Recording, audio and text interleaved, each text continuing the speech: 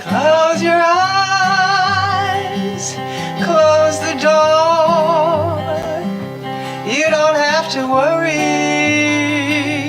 anymore. I'll be your baby tonight. Million-year-old carbon, we are golden, caught in the devil's bargain, and we got to get ourselves back to the garden.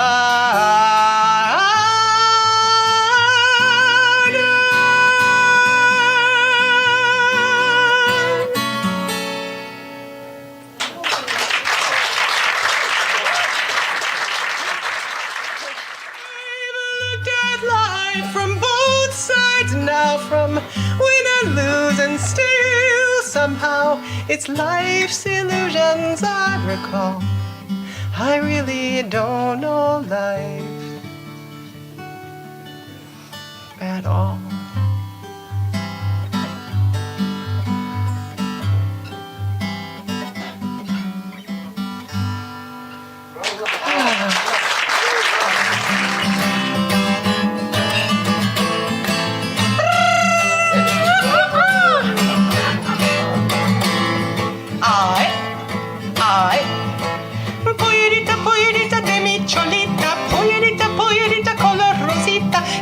Te bailas, que bien te cantas con mi charanito.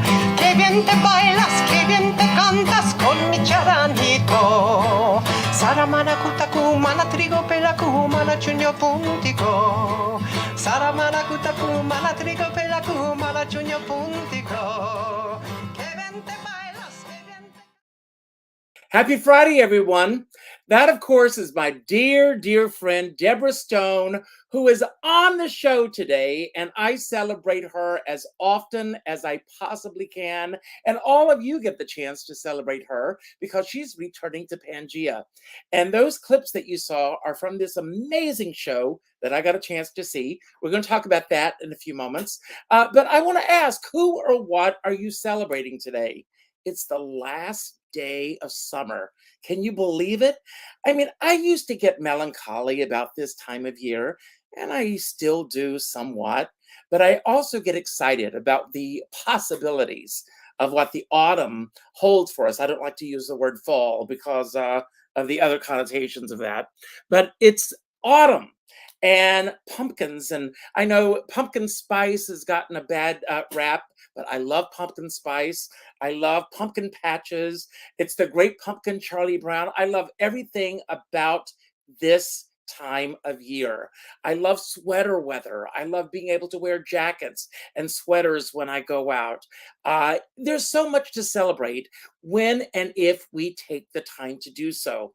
I have two incredible women waiting in the wings right now, two men that are scheduled to be on the show. Hopefully they will show up. And if they don't, that's fine too, because today is American Businesswomen's Day, and we will celebrate these two women and the contributions that they are making to cabaret and beyond. But since we just saw Deborah Stone, well, before I bring her on, I'd like to do a shout out to our sponsor, and that's Eden Castile. And she has an incredible new show that's coming up, celebrating the career of Madeline Kahn. And Eden will be my very special guest on Monday night at 7 o'clock Eastern time. So if you're all around on Monday night, I hope that you'll come back and join me. But in the meantime, we're going to celebrate with Deborah Stone. Hello, Deborah. Hello, Richard. It's so good to see you, and we're going to be seeing each other a little later also. That's right. We're going to celebrate Doris Steer and Meg Flather tonight. That's right. That's right. I can't wait. And they're always worth celebrating. I'd like to ask, as I do on these Friday wrap-up shows, who or what did you celebrate earlier today? Who or what did I celebrate? Well, I was thinking a lot about I woke up thinking about my long lost dad and my brother, oddly enough. Funny you should ask. I thought of them together, and they died many years ago. My dad died in 1963. My brother died in 1985. And for some reason, when I woke up this morning, I had them together. So I feel I was celebrating them. Is there any reason why you were thinking about them at this time? I mean, is this an anniversary of their past? Well, my brother's birthday was September 20th. No, I think, who knows what, in that time between waking and sleeping, we are in this other place. And sometimes things just come through. So I'm hoping that that meant that they were together. I think they are. I think that energy, that synergy is all there. I mentioned this to you before the show started today. I have become obsessed with the Waltons. I have been going back and on Me TV every day at 12 noon. It's my guilty pleasure. I step away from the computer, and I watch the Waltons. And then my dear friend Judy Norton, who was on the Waltons, she's got a series on YouTube, which I highly recommend, called Behind the Scenes. And she takes every episode and she dissects it. They had different directors that come in, they talk about it. And today's show was called The Loss. And it was about how we process and deal with loss. One of the characters who was on a previous episode, her husband had suddenly died in an accident. And so she was coming back and she was grieving tremendously. And everyone else around her were responding to her grief. Let me ask you, since we're talking about this, when it comes to grief yourself, do you find that you are open with your grief, or do you find that you really retreat? And are you comfortable at sharing other people's grief? You mean things they're going through? Yes, things that they're going Yes, of course I'm comfortable. The only thing that makes me uncomfortable or sad is that I can't really do anything about it. I through. can just let them know that I'm there for them, or I can't even say because their grief is different than mine, their loss is different than mine. But I said the only thing you can do is just be there for them. And as far as it depends on I hold on to grief a lot.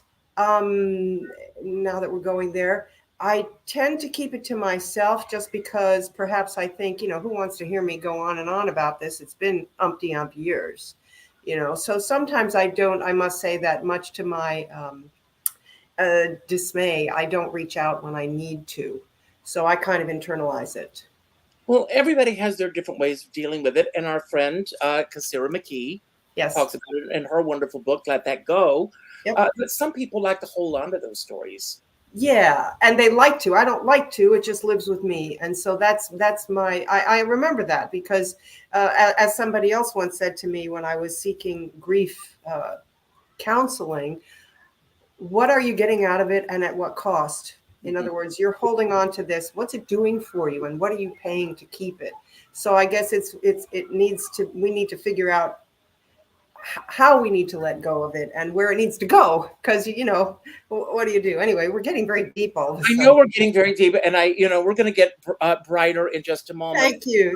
While we're here, Yes. I do want to, anyone who's followed the news, that terrible bus tragedy that happened yesterday, and I can't even imagine what that community, that school, those kids are going through. But it does remind me, carpe diem, to celebrate each and every day. This is what we have. This is what we have to hold on to. Yes. Celebrate you Yes. and your upcoming show at Yes. Pangea. Yes. Yeah. So, Thanks. So let's talk about this. You are coming back to Pangea. I have your artwork here, so I'll share this with everyone. I have seen the show. Take me back, Joan, Joni, Dylan, and others. And if anyone has to ask who they are, we know who they are. What was the influence that these artists had on you? Well, back when I was about 13, just started to play folk guitar, like I say in my show, like every other young girl that was playing guitar around then, I wanted to be Joan Baez. And so I was influenced by Joan Baez, by Peter, Paul and Mary, by Theodore Mikell, by especially just Joan Baez. I mean, God, she was the deal. And folk music was really big then, and that's what we were listening to, and that's what we were playing. And there was a joy of getting together and playing with other people. They were huge. And then as time went on, of course, Bobby Dylan came along, making these amazing songs, and Joan Baez was interpreting those songs, and I was listening to her interpret them. And the beauty I feel at this point in my life is I'm no longer trying to sing them like Joan Baez. I'm singing them the way I sing them, because I've lived and I bring something else to them because I've discovered other things in that material. So I think the beauty of this particular show is the whole concept of my revisiting that music, which I knew so long ago and that I used to play, and playing it now as a fully fledged female adult. And I really wanted to give a shout out here. Meg Flather was the one years ago says, Deborah, you have got to do a Joan Baez show. You're the only person in the world that, you know how she gets. We love her. You have to do this. And I'm going, but I don't know. And then, of course, Sumatsuki saying, do you think you could do a coffee house set for Winter Rhythms? And I'm going, sure. And I, thank goodness, I had my wonderful director, Lena Kutrakis, help me put it together into an actual concept. And I think of it as a circle, beginning, middle, and end, that sort of thing. So I had all these outward influences telling me this was the time to do it.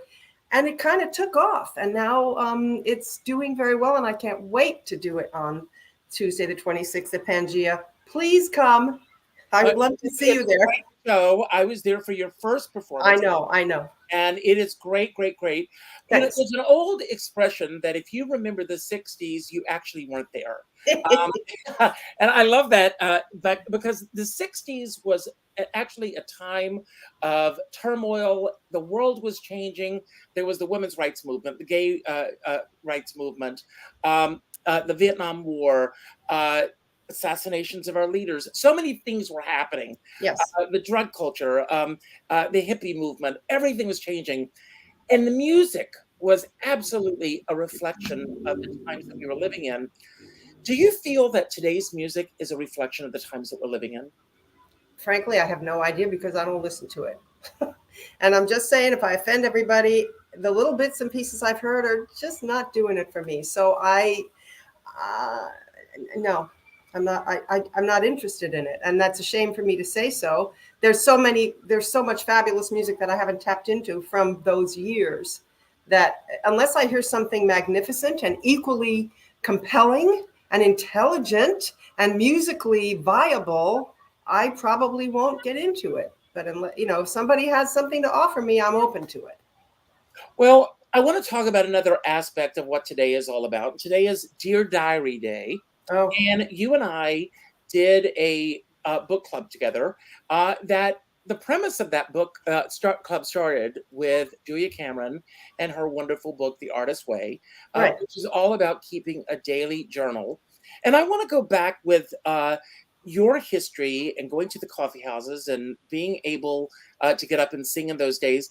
Did you keep a journal at that time? Or is it something that, I mean, I know that during the process of doing the book club, you kept a journal. Right. Do you still keep a diary or a journal? I don't. I have them all over the house from different parts of my life. And I read them and it's sort of, oh my, so I understand the value of it. I just don't do it. And it's not the right thing, but it's just what I've decided to do that I don't do it. No, and I actually didn't do the coffee house circuit. I just played in places, restaurant nearby, and it just became a thing. And so when you're young in your mid-20s, you think you're going to live forever and you don't need to write anything down. At least I did. I was just living in the moment, which I should do more often, actually. But for some reason back then, that's where we were, because our present, we were young, we were, full of vim and vigor, and everything was just happening for us. So we didn't feel we needed to keep track of things. At least I didn't. Well, as you know, I do write a daily journal. It's part of my morning routine every day. Right. And Right. it really is good for me. If it works for you, it's great. And if it doesn't, that's okay too. Now, Yeah. I have 6 mystery questions laid out. So Oh, pull God. the number 1 through 6, and then we're going to bring on Jill, who Okay. has a fascinating story to tell. Oh, good. Okay, let's do 6. And the question is, and I think I know this already about you, and this we've already talked about this pretty much, but I'm comfortable expressing my uncomfortable emotions. Yes or no? No, that's the answer. That's the answer. And on that note, we're going to bring on Jill Sintor. And Jill, we are meeting for the first time, but I want to thank Fiala, Hi, Deborah. that brought you to me. And you, I know, I'm so excited. well, we're excited to have you here. And you have an upcoming show coming up at Don't Tell Mama. Yes. And, let It's me ask called- you, did you keep diaries or journals growing up, or do you keep journals now? Do I do a diary or a journal? Yeah. You know, it's important to me, Richard, to process in that way. I like to write what I'm feeling. And I find as I'm writing it, things become a little clearer. I like that. And then by the time I'm finished, I don't do it every single day, but I do it quite often because sometimes, you know, you kind of get stuck in your head. And like when I see it on paper, I go, oh, that's what I'm talking about. That's what I meant. That's what I want to work on. Or that was good, or that was not so good. I like it. It helps me. Well, those who know me know that I am all about celebrating. And the name of your show is Let's Get the Party Started. Oh, let's get the party started. So tell us about your show. Yeah, it's a really fun show. You know, it's a little different than the shows I've done in the past because it's a little more contemporary. Lenny Watts and Stephen Watkins created it, and my partner's Lyle Smith Mitchell. And well, we've been having a ball rehearsing. We've been rehearsing for a while now. And we've done one show. We did it last September 9th. And we have another one coming up Saturday. And it starts out with, it's a lot of kind of disco. So it starts out with, let's get the party started. And then it goes into, I'm so excited. Yeah. Those kind of songs. Cool. I just thought it would be so fun to do something around. And then we even kind of turned Don't Tell Mama into a disco. The ball comes down. Now, I know that when you go into Don't Tell Mama, Yes. there is a sign in the piano bar area that says, no dancing allowed. Do they? Really?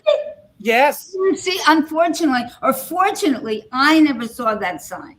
Because if you see my show, I'm moving that but pretty much most of the time I'm moving. You gotta move. I'm asking if they're going to bend the rules a little bit. Are the audience allowed to stand up and dance along? Oh, yeah. Well, that's a very good point. Maybe I should suggest it. Yes. You know, Richard said. Richard Skipper. And then oh, him again. No, I'm teasing. I'm teasing. I'm not teasing. I never saw this sign. Huh? I'm not teasing. I'm serious. Wouldn't that be fun? I think it would be great. Because our songs are all disco era at certain points. Now, Betsy Ann, and I don't want to put words in her mouth since she's not here, but she said that the premise of your show is pretty much like, and I know that this phrase has gotten a negative connotation, and I don't mean it for it to go there, but almost like a lounge act, but a level way above that. Would you agree with that? Well, I think she's talking about my previous show. Okay. Which was That's What Friends Are For. Okay. And, that really was very much like a lounge act.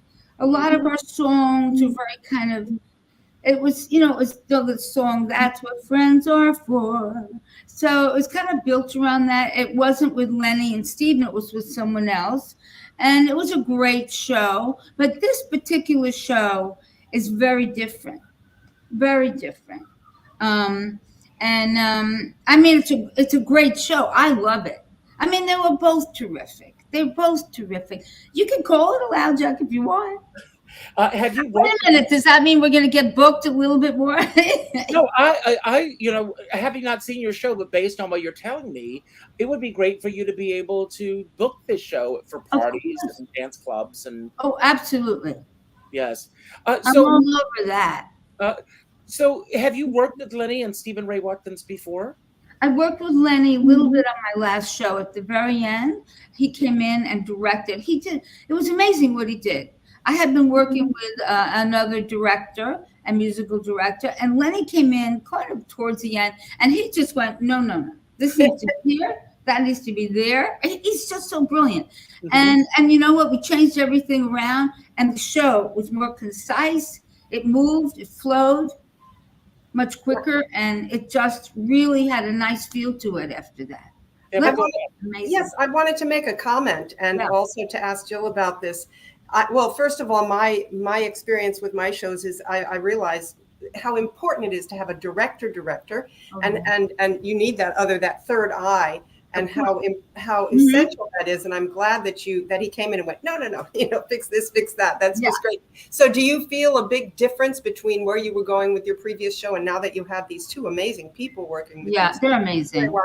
And so do you feel this more cohesion, or you feel more solid, or you feel you're going in a more in a happier direction, or how do you feel as far as Deborah, that's really such a good question. Yeah. No one's asked me that. But I can really answer that. I have been working with one director for many years before that, and musical director, and his name was Elliot Finkel. And Elliot worked with me, and we did many shows. But I felt it was time for a change. Yeah. And I wanted to be with the director and musical director who are kind of in the cabaret, a little bit more involved in the cabaret kind of world, because it's really a different world. Yeah, my last show was a lounge act because I could take it all over, because that was kind of the thinking then. But now I want to do more with cabaret. I love cabaret. It's sort of an intimate setting, with just people you can connect with.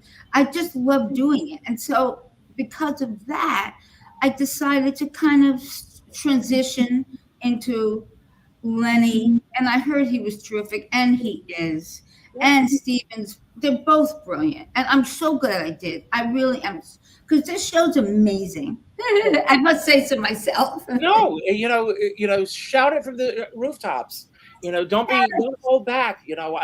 I'm a real proponent of that. I wish that I was available to see it. Well, we have 3 more, maybe at some point. What are the other dates?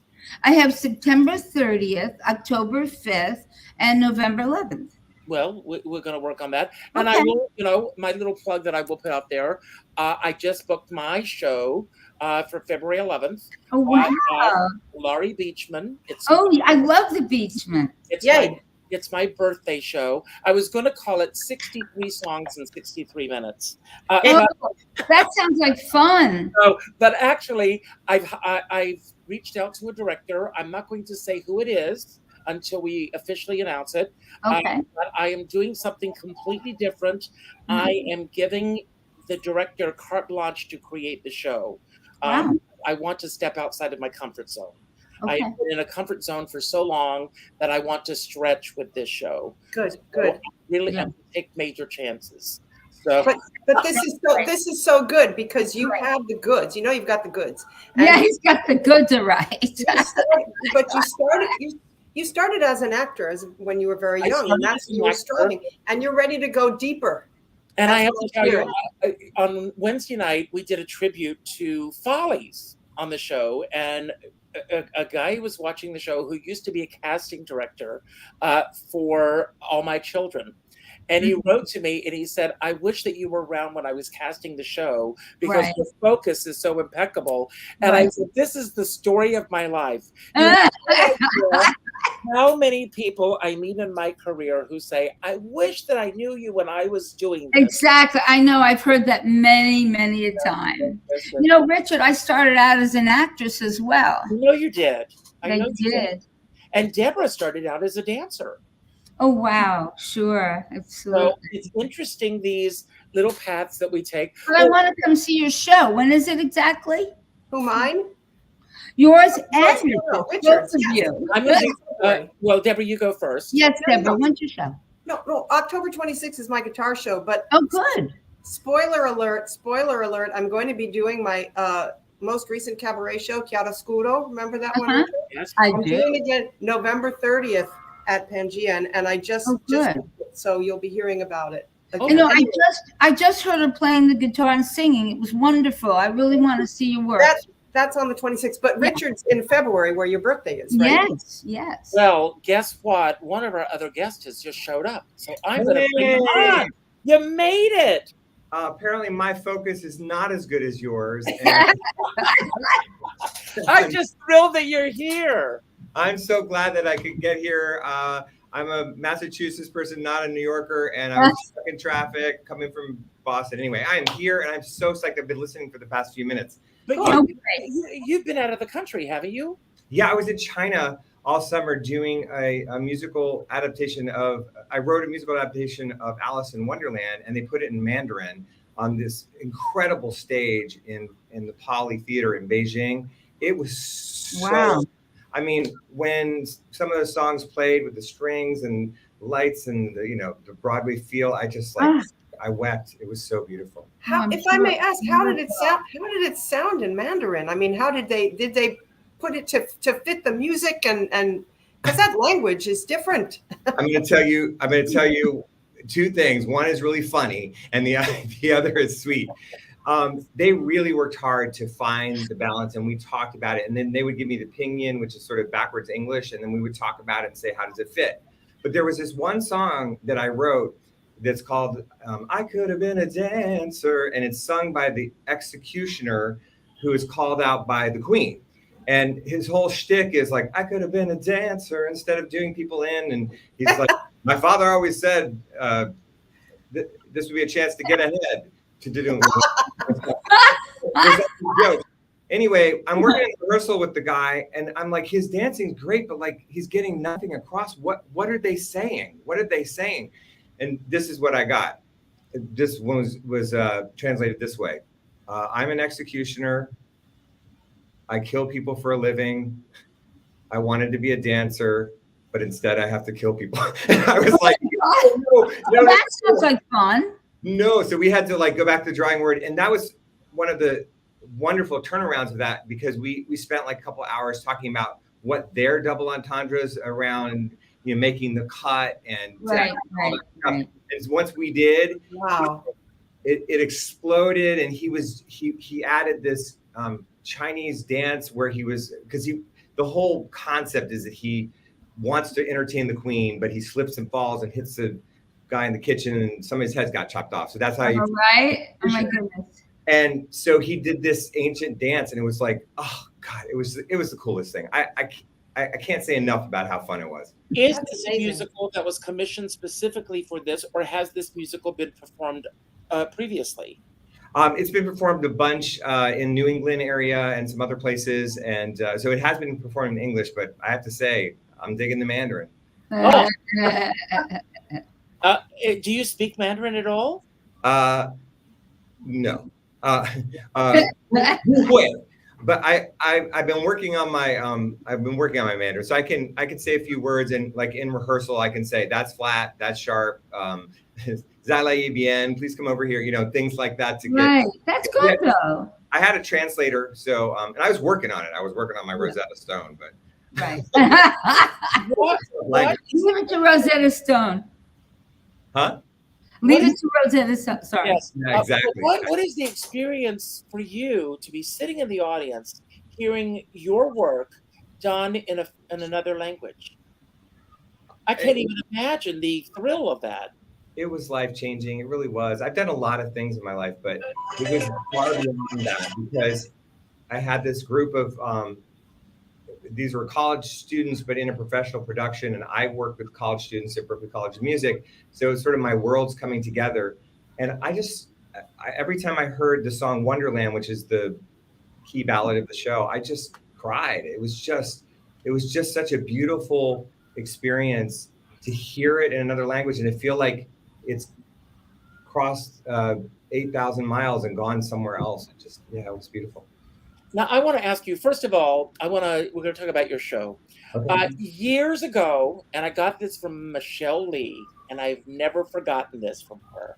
So I'm going to say this with all due respect to you, okay? But Michelle Lee said she was talking about her former husbands, and she said she never referred them to as exes because at one point in her life, they brought joy to her life. And she felt that she could not X them out. So she never referred to them as exes. Perhaps you have a different experience than she had with them. Girl. I don't think I had that joyful experience with all of them. I mean,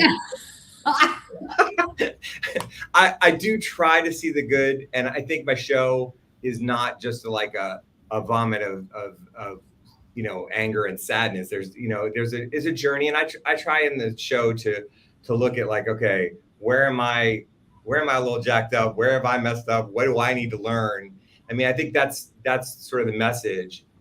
So I agree with her, and there's definitely some exes. I'm like, let's just leave them ex. So is this like the wives of Henry VIII?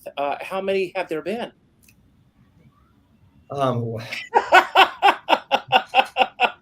Let's just say we can't do the ring cycle for this. I mean, there would be a 6-hour opus of every man I've ever slept with, but I tried to pick the ones that I learned from the most, or that were the most meaningful. Yes. So, I mean, obviously, this is all done in fun, and it's for the audience to have a great time and enjoy this. But what do you feel is the one lesson that you've learned above all others that you carry with you to this day? That every time a relationship doesn't work, I have to ask that question. I have to ask what didn't work and what do I need to change so that I can come at it differently. Because I recognize it's a 50-50. Even if I've attracted somebody who's a shithead, even if I've attracted that. So I have to figure out how not to do that. And I think I really tried to do that. And one of the things I realized writing this show was how important my friendships are, and how my friendships, I put this attention to it that is loving and kind and forgiving. And once I started to think about that, it shifted my perception. Dating's going better for me now, but that's good. I don't want to show. What was the light bulb moment where you felt that this is a story that I want to share with other people? That is a good question. That's a really great question. I think for me, it was, I wanted to be able to go back.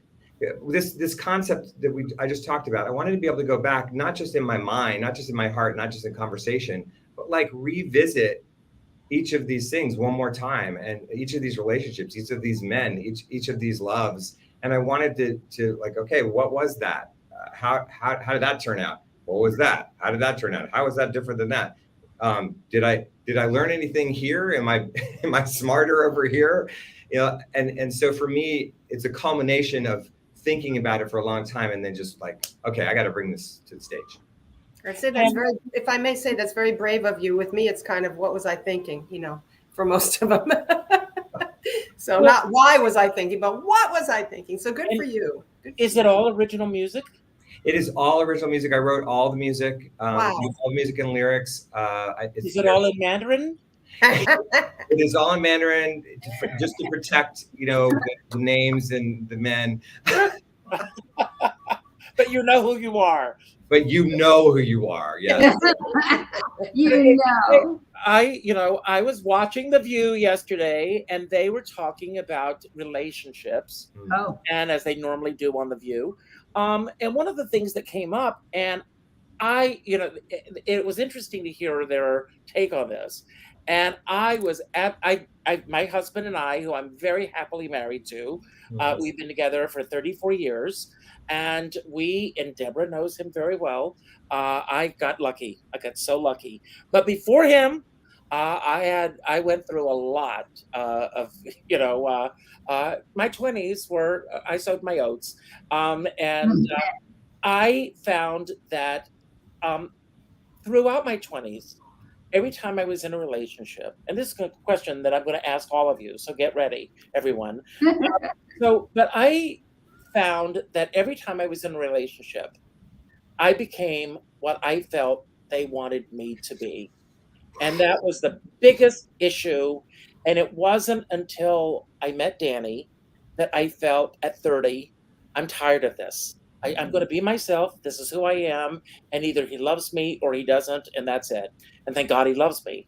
I always say that when he passes on, St. Peter is going to say, "Here's your Purple Heart." He has certainly earned it. So, so nice. Yes. So, do you feel that you also you fell into that trap, or what was happening as these relationships were unfolding? Yeah, absolutely.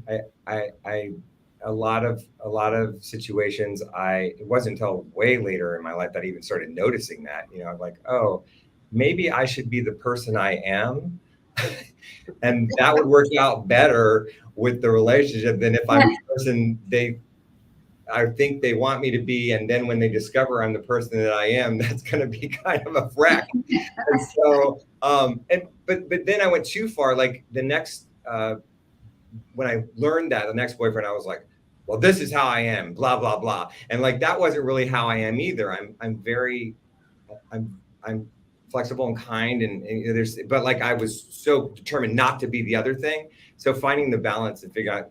I'm jealous. I think that's wonderful that you've had such a beautiful, long relationship. Well, Christine Lavin has a great song called "It's a Good Thing He Can't Read My Mind." Look it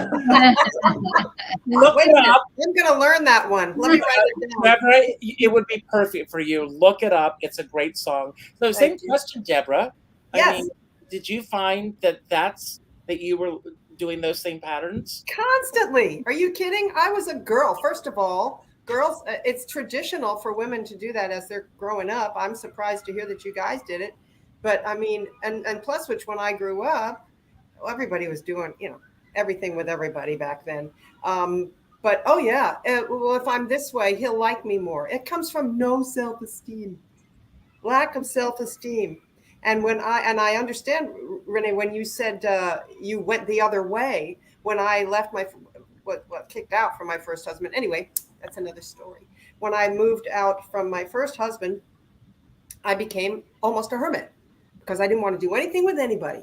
I was alone. First of all, I was freaked out. And then I got really good at being by myself to the point where I didn't want to do anything with anybody. I'd go out dancing by myself. I'd go see movies by myself. I was perfectly happy, but almost militantly so.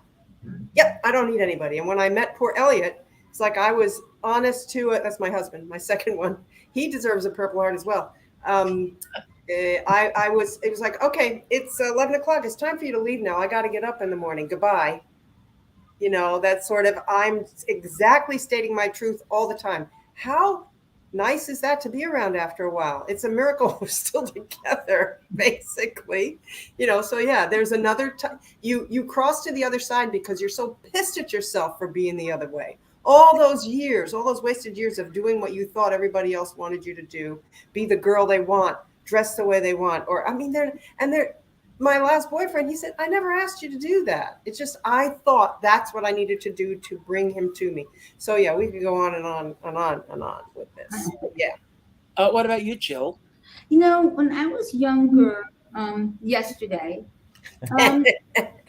Me too. younger than today, like in my 20s or 30s, maybe even like, I would say I was married for 18 years and I have a son. A beautiful son who's also in the business. Actually, he's a producer, and I always remember being attracted to men who were kind of destructive for me, but I really wasn't in touch with it at the time, and it didn't even matter if I was, because That's what I liked, because I never really had that good, strong sense of myself. And it's taken me a lot of years to kind of build my self-esteem, build like the love for me. I mean, I've been in therapy for 100 years, so just figure that out, that at this point in my life. So I went through a lot of relationships. They weren't cruel, but they were maybe a little passive aggressive or a little critical, a little dig here, lots of diggies. And so finally I got out of my marriage because I really didn't feel that that's what I wanted in my life anymore. And I started to seek out someone who was kind and loving, fun, but good to me. And that's really where I'm at now. I've been seeing someone now, it's almost 15 years, and he's very positive. We have a lot of fun together, but he's a real mensch. He's just really a great guy, another Purple Heart guy, actually. I mean, what he puts up with, oh, Kenny, oh no. You know what, sweetheart? It's gonna be just fine. I have a show coming. I know you've done a lot of shows. Don't worry. But nah, you'll be fine. You'll do great. Don't worry. Someone who really can key in when you need it. When like you're not doing as great as you might be doing another day, or things are not going as well as you want them to go, just in life in general. And he's able to reach in and sort of go, okay, let's talk about that.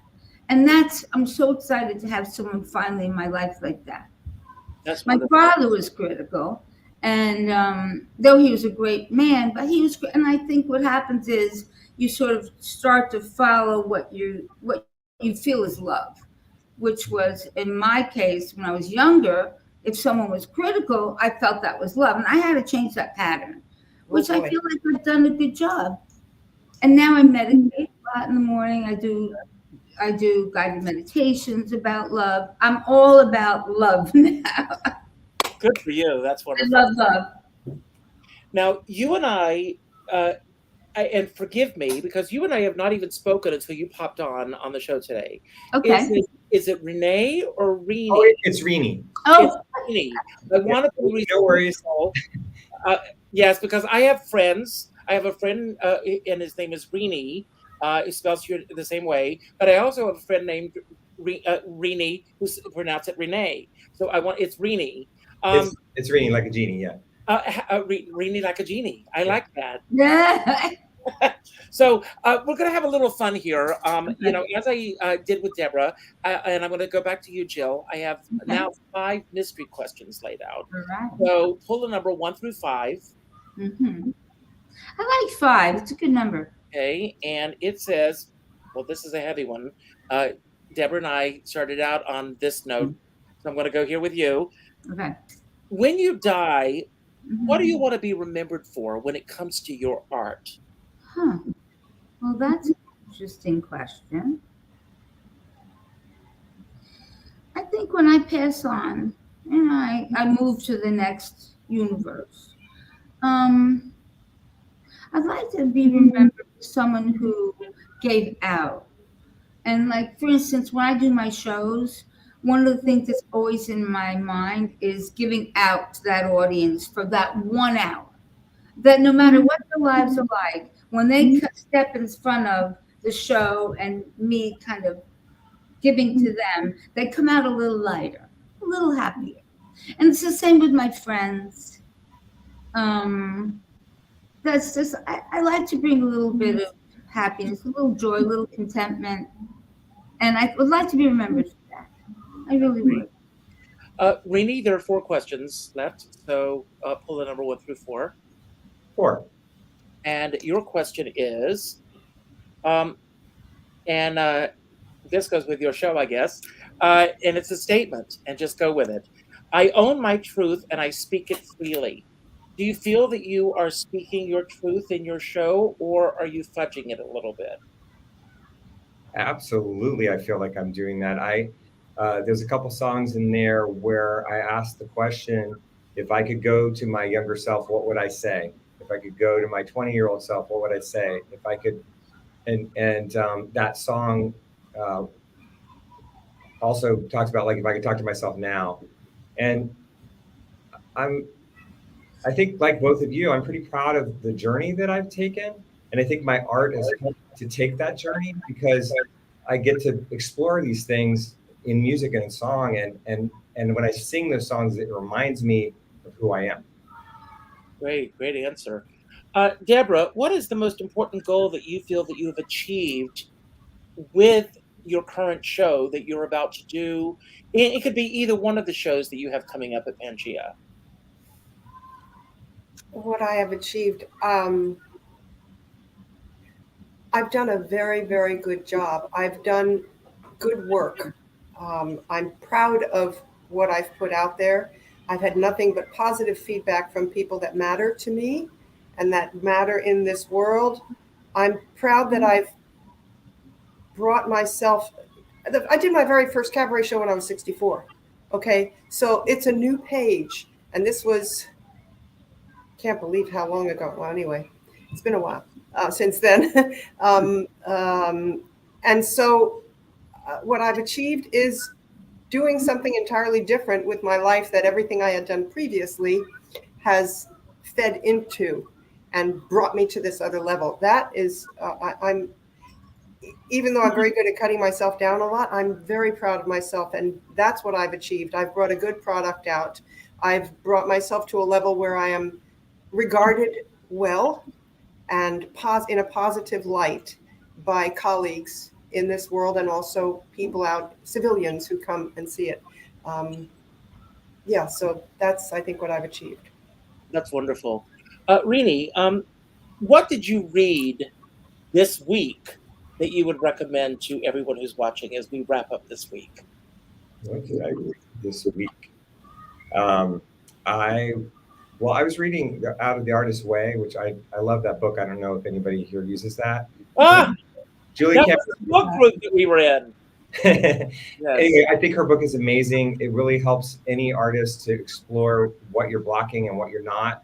And I've used a lot of those things in my classroom, and I certainly use it in my life. Thank you, Julia, for bringing me out of the shadows. I have a shelf full of her books, by the way. Yeah. Many other books. So thank you for mentioning her. Jill, do you consider yourself a resilient person? And if so, where did that resilience come from? And if you don't consider yourself a resilient person, why not? And I've got another surprise in a moment. Richard, I've had a lot of things kind of go wrong in my life. And for instance, I was in a very bad car accident last May, and I was in a wheelchair. And, at that time I said to myself, okay, are you going to make this work? Are you going to walk again or not? Because it's a lot of physical therapy and that, so forth and so forth. So it's been over a year now, and I'm walking and actually doing shows. So I would have to say that if I look at myself, I'm resilient, because it really takes like the strength to do that kind of a thing. And when things don't go well, you kind of have to pull on that. And I would have to go with I'm resilient. I even wrote a song about it that hit the charts. Believe it or not. That's right. Number 33, Stronger, and the Billboard. I'm giving it a plug because it's. Please do. It's called Stronger Than Yesterday, and it hit the Billboard Dance Club song charts at number 33. It's all from everything that's happened, and I lost my father, and then so many things went wrong in the last couple of years, and so at some point I just said, okay, I need to be stronger. I wrote that song. I'm a songwriter as well, and a couple other songs, but this is the one I do in the show as well. And it hit. And you know what? I'm not a kid. So for me, one of the main things I always say in my shows is it's never too late. Anything. Yes. Well, I mentioned that I have a surprise. He made it. Hello. Arthur Miller is. Hello. Did my timing go? I thought it was 2:00 my time. 2, 3, 4. 2 o'clock your time. 3, 4, 5. No, it was the opposite. So No, I'm happy to see you. it was 4 o'clock our time today. So it would have been 1 o'clock. 1 o'clock my time. Yes. I thought I got that it was 2 from you know who for the Well, whole time. No, you made it in. You made it in. Oh my God, I'm so You sorry. made it. Hi, Mark. Welcome. Hi. Meanie. Mark. Hello, and I hello, are like hello. ships that I'm so pass sorry I the sea. missed all you guys. What is it? You and I have a karma with hooking up. We better fix that karma. So, Mark, on the 29th, you're going to be at you're going to be at Green Room 42, Yes. and this is your, speaking of the charts, your Motown show, Wow. and I cannot wait. Yeah. Neither can I. I was booked there in July, and then my musical director and my wife and his 2 daughters and his dad and her cousin all got COVID. Wow. Yes. Let me tell you, we had to everyone, cancel. what happened. Yeah, we had In to cancel. Midtown Manhattan, Yeah. you all may remember this summer, a crane collapsed. Oh yeah. And the crane collapsed literally across the street from Green Room 42, Oh, just wow. right around the corner from it. So we go into the city. And I'm going, do I have the wrong night? No one was there. We were up on the 4th floor? Nobody was there. There was nothing. There was no signage. There was nothing. I am texting Betsy Ann Fiala. She felt awful because she had posted it on Facebook, but I had not seen it. I did not realize that the show had been canceled. A theater company here in Rockland County had to cancel their entire weekend of shows this weekend because of COVID. So it's back. It is definitely back. Plus, what shocked me is, I ended up staying the whole week in New York anyway, because I had been around some of these people, so I couldn't really go out. I had to wait and test for 3 or 4 days to make sure I didn't have it or wasn't going to give it to anyone. And I didn't end up. But then I went up to New York, enjoying New York as much as I could, which is I always do. But I was shocked after what this town has gone through in 2020 that myself and maybe one other friend were the only one with masks on trains and buses and inside play. I mean, I was shocked. I get it out here a little bit because, we're more spread out, but everybody's on top of each other there. And no one remembers, obviously, anything about how bad it was. I'm wearing masks on buses and subways now. Thank you. I wear a mask on a plane. I wear a mask. So do I. I just, I'm at that age where A Halloween mask does not count. this is it. Danny and I were scheduled to go to Africa in February, and friends of ours had just come back. They had planned this big trip, and they get there and they have COVID, and they had to spend the entire time in quarantine. And I said, "This is not for me." We were able to get our money back, so we got a full refund from the trip. It's this waiting for the shoe to drop all the time. Yeah. That theater companies are suffering and everything, but that's in the past. You are going to be singing and dancing and whenever I can get this old butt to do. I'm really excited. We have a great band. My musical director is also a close friend who helped me put the CD together, which came out a few years ago, with Motown classics that we totally reinvented.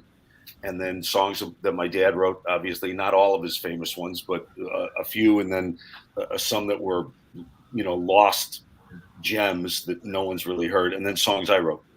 And the show, initially years ago, the show was about the record. It was a concert, whatever. But being that I've been an actor all my life, along with music, I wanted to write a script. So I wrote a script about Motown and my dad and I, and it's a pretty, interesting story. I think it sort of relates to a lot of things. Well, I know that you're going to talk about this in the show, but your father wrote probably one of the most famous standards in the history of standards. And have you ever counted or thought how many people have covered this particular standard, and then you can tell us. Over 200. I think it's like 250 now. And they're all. I know you can tell them what the name of it is. Yeah. For Once in My Life. For Oh. Once in My Life. I sing that. Love that song. One of Pretty good one song. of the songs. Yeah. Such a He good- wrote he wrote Touch Me in the Morning, Oh, no. If I Could, Oh, my Yesterday, he's got about Oh, I love If I Could. That's one of my Touch me in favorites. the morning. Yeah. So yeah, People will be Place in the Sun, and so we do that, and then some of my tunes, in the same Motown vein, and then we really had a great time, Peter and I, rearranging like Tracks of My Tears, and we rearranged and Oh, wow. turned Dock of the Bay on its head Oh, and made it an up-tempo angry song. Instead of a sad song, we made it up-tempo and angry. So yeah, we had a lot of fun with it.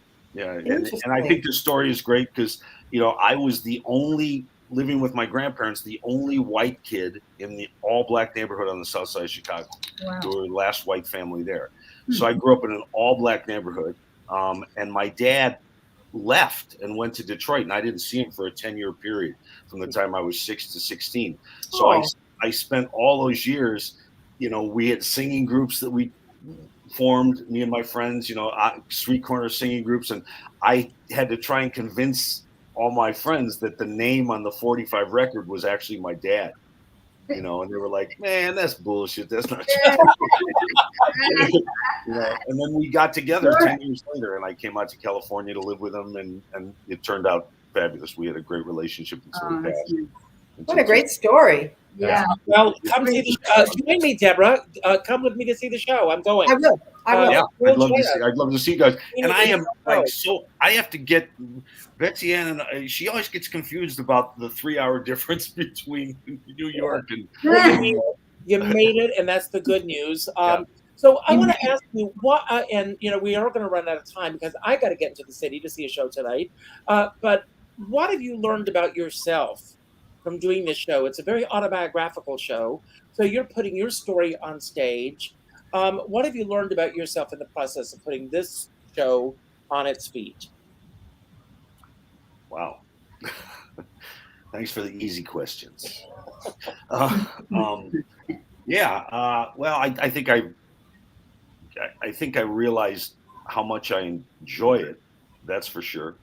I can't. I've been an actor my whole life and a tennis professional. I've trained a lot of kids to do that, and singer. I've done a lot of things, but I will say that since I got the album out and done this show for like the last 6 years, I don't enjoy anything as much as I do this show.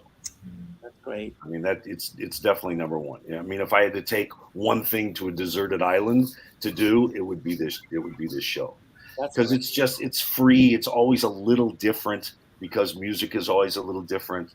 The stories come out a little different. The audiences are different. It's live all the time. Not the theater isn't live all the time too, but sometimes you get locked into a structure. With live theater too, that you have to, especially in musicals where they want it a certain way based on how it was done before. This is really freeing. And don't forget, there's that pesky fourth wall in musicals, right? Absolutely. You get that, and that goes away. That's what you get to break once in a blue moon. Yeah, so it's really great. It every time I do it, it feels like it's the first time I did it, and then every time I work on it before I do it, I always find new stuff to fiddle with. Sometimes I fiddle with it too much, and then I go back to the old stuff. But it's really I enjoy it so much. Yeah. Well, I can't wait to be there next week. I cannot be at Deborah's show and Jill and Rini. I thank you all for being here today. Yeah, and can I go back and watch all of you guys and learn more about it? It will be on demand. Of course. Don't go anywhere for a moment because you're all going to get a chance to get your final word in today. If it's about anything that we spoke about today that you want to build upon, anything that we didn't talk about that you wish we had, or just any final message you want to leave everyone with, I want to let everyone who's watching know that all the details for these shows will be on the YouTube channel. So just look in the details under the show, and you'll be able to follow and get the information easily. So it'll make it easy for you. It'll be like a TV guide of how to get there. So all that will be there. I want to thank you all for being here today. I know I can speak for every single person on this show. When you show up, we don't take it for granted. Your time, your money, your energy means the world to us. So thank you all for being here today. If this is your first time seeing the show, I hope it will not be your last. Please consider subscribing to Richard Skipper Celebrates. Leave a comment. Hitting the like button, leaving a comment, and sharing it will elevate this particular show so that more and more people will see it. And even after these shows are over, they have careers that will continue to go on and on and on for years and years and years beyond the shows that they have coming up currently. I end every show by telling everyone to go out and do something nice for somebody else without expecting anything in return.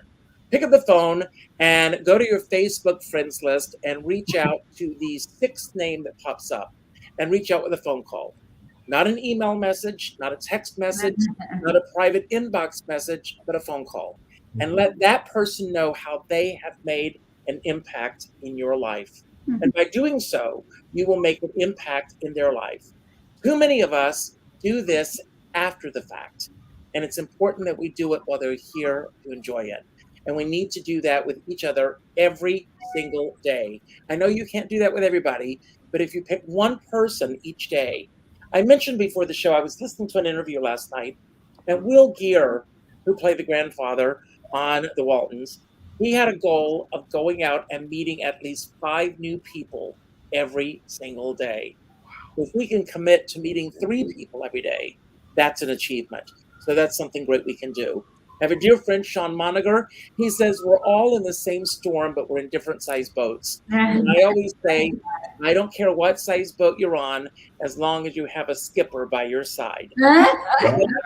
I'm going to the screen. I'm going to turn it over to you, Rini. When you finish, you will pick the next person, and so on and so on. And when the last person is standing, all you need to do is say goodbye, and the final credits will roll. And again, I want to thank Eden Castell for sponsoring today's show. And please tune in on Monday night and hear all about her journey to Madeline Kahn. Rini, it's all yours. Thank you. So I'm looking forward to folks coming to my show, what I learned from all my ex-boyfriends, if anything. And one of the cool things that happened while writing this show was I was working on a show. I dated a deaf man, Garrett, when I was on tour with the National Theater for the Deaf. And I hadn't talked to him in a long, long time. And I wanted to sign the song. I signed the song in the show. And I remember that he loves to make signs for songs and sign songs. And so I called him up, and we talked through on Zoom, and he translated the song for me. And then I'm going to be doing the direct translation from my ex-boyfriend. So come to the show. It's it'll make you laugh, it'll make you cry. That's nice. I think you'll connect with it, and hopefully you go home feeling joyful and have a laugh. On to you, Jill. Oh, me? Okay. Yeah, this was a lot of fun with you guys. I'm doing this show, as Richard was talking about. It's in a week. I'm a little nervous about it, but it's going to happen. And I think one of the things I wanted to share with everyone is that in the show, I do this tribute to my Uncle David, who managed and produced Sly and the Family Stone for about 25 years and discovered them. And I do this medley, which is really so nice for you, Unky. And, it's just nice to do that for him. The other thing I wanted to share, I'm just trying to entice you to come to the show. That's what that is. The other thing is I'm releasing an album called Young at Heart.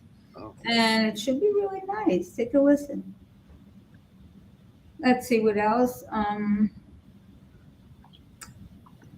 I want to plug my son, who's a music producer, and he's got a lot of tracks. His name is David Raven. He's a brilliant producer and also composer. And I also write songs. The one that was a hit, number 34. And another one, actually, that was a big hit, Celebrate the Moment, 2 years ago. So I remembered to say that because of you, Mark. Anyway, thank you all. Pick somebody.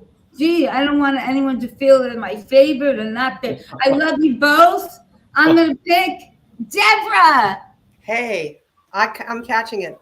Well, I wanted to thank Richard Skipper for doing this, as usual. He's a dear friend and ally and fan, and it's always lovely to meet people in his circle, new people. I think we've all made 3 new friends today, each of us. My thought to leave you with is to really express the importance of being genuine in what you're doing. People can tell right away on stage if you are connected to who you are or not. They can tell if you're faking it. So just be true and do what you love to do. I mean, or love what you're doing. I think it's just important because once again, people will see it on stage when you're performing. I'm not getting it from her. So you'll feel more comfortable being yourself. And don't forget to have a director and a structure. And don't just wing it, because that really doesn't work, and people can tell that as well. So, but this isn't a lesson. This is thanking Richard for all he does. He always asks the hardest questions and the best questions. And we love you, Richard, and thank you so much. And Mark, I look forward to hearing more from you and to seeing your show, and I hand it over to you. Okay. I apologize again for being late. I will scold someone about this, but not Richard. Richard, thank you again for having me on again. And I can't wait to see you at my show. And I hope I see everyone else at my show and every New Yorker who can see it or stream it. It's a fun dance in your seats, get up and dance, make you laugh, make you cry kind of show. And if you love soul music, I would come see it on September 29th at the Green Room 42. The message I want to leave with everyone is just what I've really found out in the last year is just find your joy. What really makes you smile and makes you want to make other people smile. I think Richard works on doing that all the time. And I know when I do it, it works for me. So adios and see you anon.